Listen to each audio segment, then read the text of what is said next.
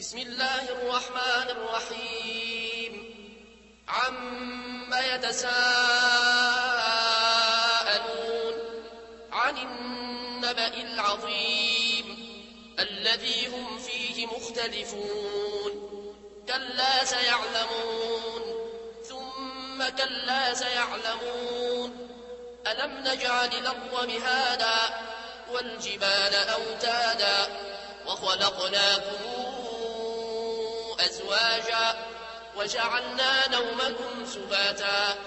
وجعلنا الليل لباسا وجعلنا النهار معاشا وبنينا فوقكم سبعا شدادا وجعلنا سراجا وهاجا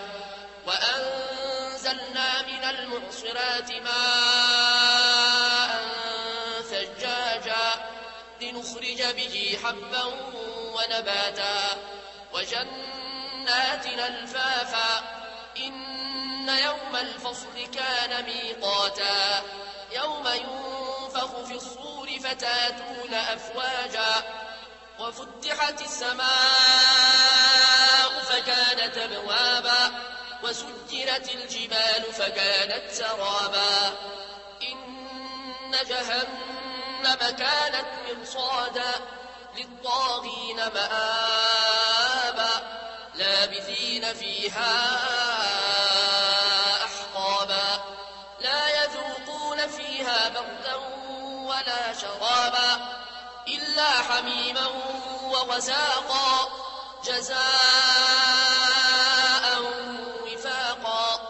إنهم كانوا لا يرجون حسابا وكذبوا بآياتنا كذابا وكل شيء أحصيناه كتابا فذوقوا فلن نزيدكم إلا عذابا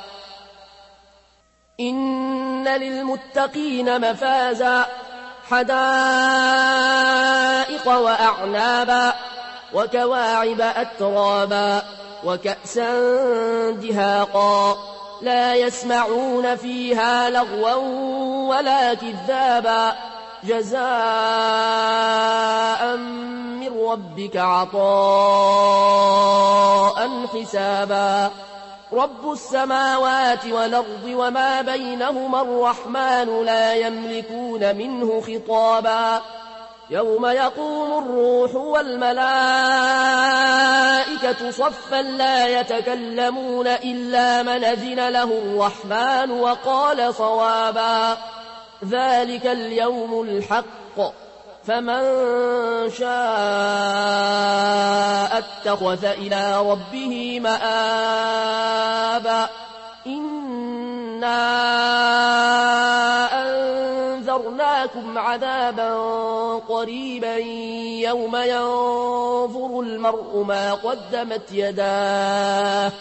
يوم ينظر المرء ما قدمت يداه ويقول الكافر يا ليتني كنت ترابا